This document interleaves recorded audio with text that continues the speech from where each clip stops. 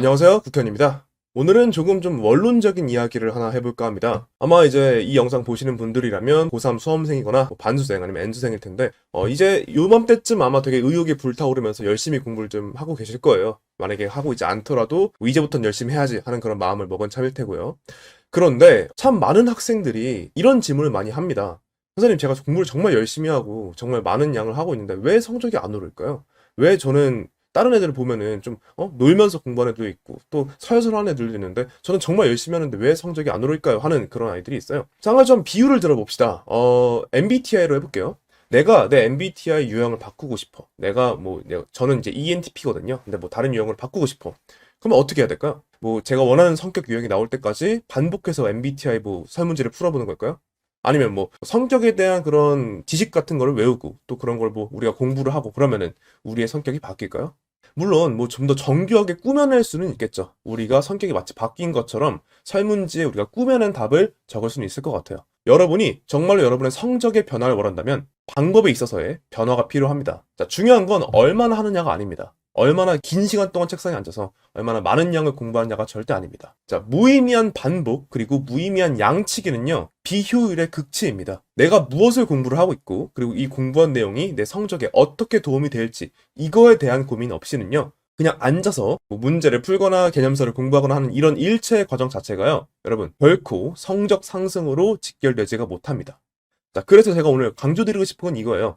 여러분이 공부를 할 때, 특히 이제 저는 국어 강사니까 국어로 한정지어서 말을 하자면, 특히 이제 국어 공부를 할 때, 정말 가장 중요한 건 원칙을 세워야 됩니다. 뭐 하루에 무조건 5시간 공부하기, 뭐 이런 식으로 시간 정하거나 양을 정하는 그런 의미가 아니라, 내가 이 공부를 함으로써 이걸 어떻게 활용할 것인지, 그리고 이 공부가 왜 필요한지에 대한 그러한 원칙이 필요합니다.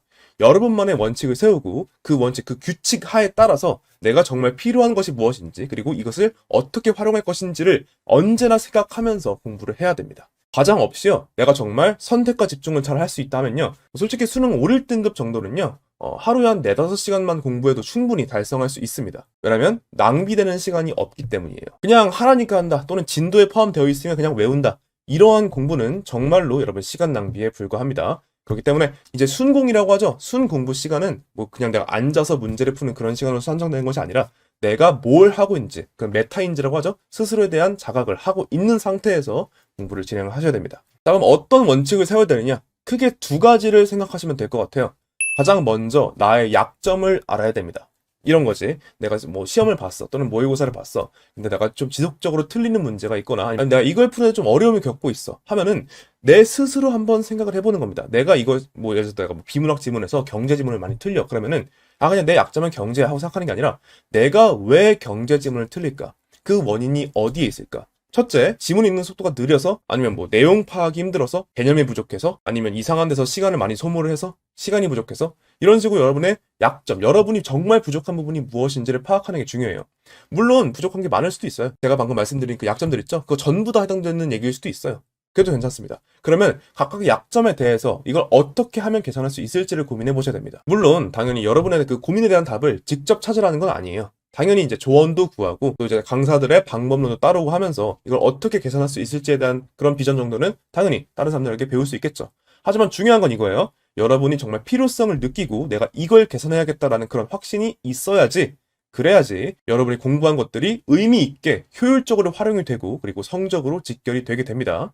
그 두 번째 원칙은 무엇이냐? 바로 조급해하지 않기입니다. 다시 말해서 여러분이 이 영상을 보는 시점이 언제일지는 모르겠지만 뭐 이제 이거 촬영 시점은 아직 이제 1월 달이긴 해요. 근데 뭐 나중에 뭐 6월이나 뭐 9월 넘어서도 이 영상을 볼 수 있겠죠. 언제인지 모르겠지만 그때가 언제가 되었건 간에 여러분이 조급해져서는 절대로 안 됩니다. 자, 조급해지면 흔히 나오는 실수가 이런 거예요. 그냥 양을 늘리거나 내가 이제 조급하고 당장 어떻게 될지 모르겠으니까 다른 사람들이 하는 거 다 따라한다, 이렇게 되거든요.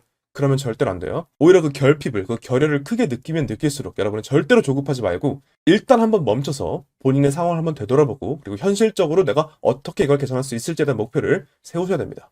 그래서 이 두 가지 원칙, 첫 번째 나의 약점을 파악하고, 두 번째 조급하지 않고 침착하게 대응하기. 이 두 가지를 지키면서 언제나 내가 뭘 공부하고 있는지 그리고 이걸 왜 공부해야 되는지에 대한 그런 인식과 함께 여러분이 수험생을 해나가신다면 반드시 좋은 결과가 뒤따를 것이라고 확신 있게 말씀드릴 수 있습니다. 그리고 이제 제 채널에서는요, 아까 말씀드렸던 그 약점을 극복하기 위한, 특히 이제 시간 문제나 아니면 이제 지문 독해 같은 것들이 굉장히 많은 학생들에게 난관으로 작용하잖아요. 국어에 있어서 그런 것들을 극복하기 위한 방법론들을 많이 제시해드리고 있으니까 한번 참조해보셔도 좋을 것 같습니다. 네, 그럼 다음 영상에서 뵙겠습니다. 국현이었습니다.